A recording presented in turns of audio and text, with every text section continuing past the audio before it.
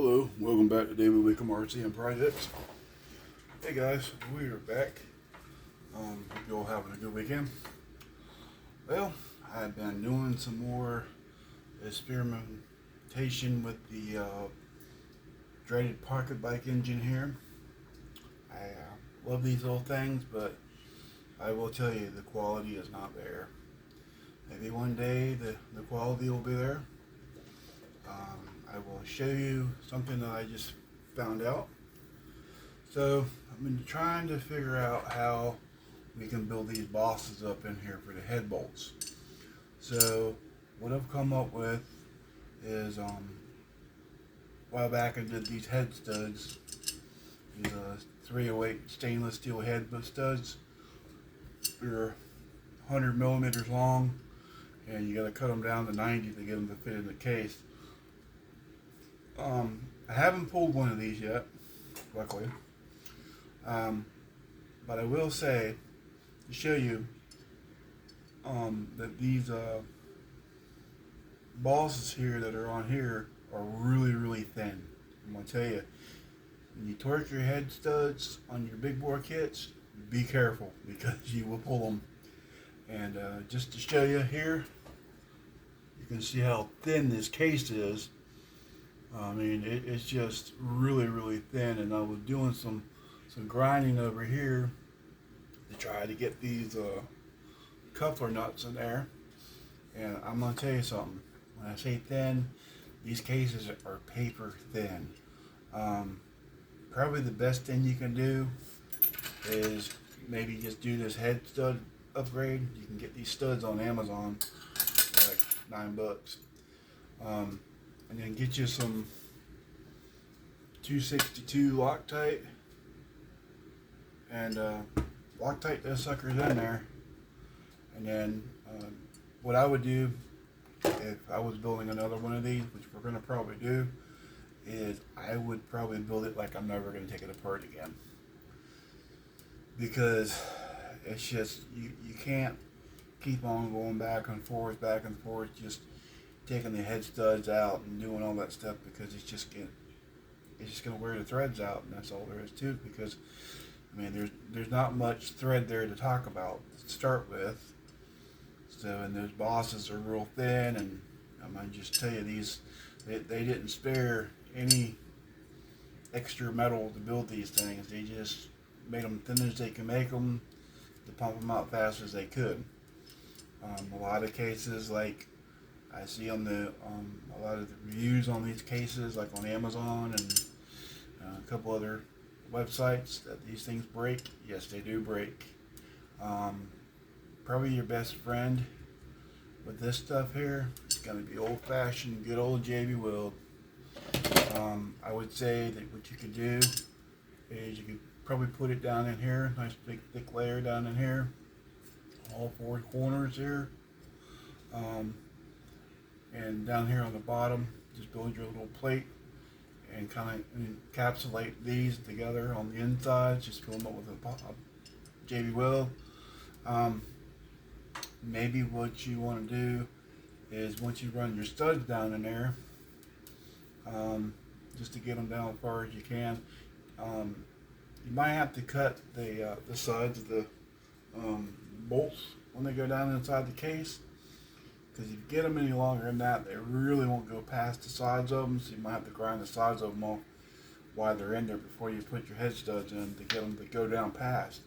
Then what I would do is probably just fill this whole thing up full of JB Weld, and maybe these other little bosses here, just to give this thing a little bit more structural strength on this case. And then I would do it on the other side too, as far as, goes on the flywheel side. Just fill the pockets up full of JB Weld after you get it assembled and get everything in there, just to kind of make it last. Because these things, I understand why they're $100 now. I understand why the 50cc regular jug ones are $59, $39. That's the reason why. There's always different kinds of variations and different stuff on this engine. We have two full circle crankshafts here They're both the same. They're made by two different manufacturers. You got a XSD here rod, and you got a ZL rod here. A lot of the craftsmanship, as you can see, is on here where they cast the oil supply ports on the sides of the rods. You can see how much quality time they took in that. It looks really poor. Unlike this 40 millimeter setup that I have here, it's a half circle crank. They actually took the time to go over it and make it pretty nice there. Here, these rods are different. You have a 10 millimeter and a 12 millimeter setup. I believe you could get a 10 millimeter and full circle crankshaft. I think I saw one on the Old Jungle website. But the other thing I saw in variances too is one of these weighs 158 grams and one of them weighs 138 grams. I mean, pounds, I'm sorry. So one's a pound and a half and one's a pound and 0.38. So they're different variations of thickness and weight, and you know, I believe the pistons are probably the same way. Haven't weighed those yet, but I think what I would do if I was seriously probably thinking about maybe doing a change up on motors or something, I may try to go with that motorized bicycle setup, but I don't know if those cases are the same way or not. May have to get one of those and check it out. I know they offer a lot of parts for them. Maybe they're not as thin as these things are. I could be wrong. They could be really thin. But I just kind of wanted to show you some things on this pocket bike motor. I really love these things. I just wish the quality was there. Wish the cases were better, you know. I mean, the little jug setups, I mean, they're pretty cool. I mean, they got these nice little jugs here, like this, you know. I see on the full, the ones that are enclosed, they actually say Helimax on them, so they actually use helicopter parts on these setups. I mean, you know, I guess they figured out they could do that.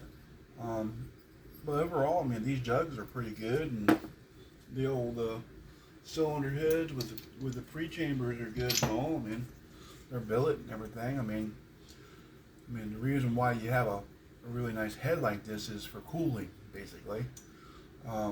Wish these were cut out even more on the insides here for better cooling. I wish the fins were bigger all around, you know. But going to stay, you know, like I said, once again, they're only $100, you know. So, but you know, sometimes you can do more with less, but sometimes you can only poke a pig so big before it pops too. So, yeah, you can keep on poking at it, and then that's it, you know. But I do have another one of these cases coming. We are going to just put the studs in it and JB weld it and let it go. I'm not going to do any more to it. I am going to do a different carburetor upgrade that I'm kind of working on right now. And then we're going to put the suspension chamber back on it. And what else do I got to show you? Oh yeah, we got the car coming back together here. Got the rear end all hooked up. Did the 6 millimeter Hines on it yesterday. Got the old transmission getting ready to go back together. Was gonna do brushless on this. I ran it with the brushless setup on it. Just seems like it didn't have enough oomph with that 4400 kV motor on here. Did some measuring on the gear, spinning on the motor versus the transmission. Spin the motor 5 times in order just to spin the tire 1 time. So I thought it was going to be better, but it wasn't. So we should go back with this. We're going to go back with the pocket bike motor, little gears, timing, little chain on the outside, different carburation. But yeah, I mean, we're just plugging around with stuff here. Guys, if you haven't subscribed to the channel, please do. We had a pretty good year last year. Hopefully we can get some more subscribers this next fiscal year. Yeah, subscribe. I try to give you all pretty good content. Sorry that we haven't been out to run the beast here lately. It's just, most of y'all know my situation. Been an amputee for 2 years and just trying to do this, and now I have to have a knee surgery now. So, but this is Dave with David Wickham RC and Projects. Hey, if you like this kind of content, give me some comments on it. Like I said, maybe one day we can do a live video and do something like that. But this is Dave signing out. You'll have a beautiful day, and we'll see you in the next one, guys.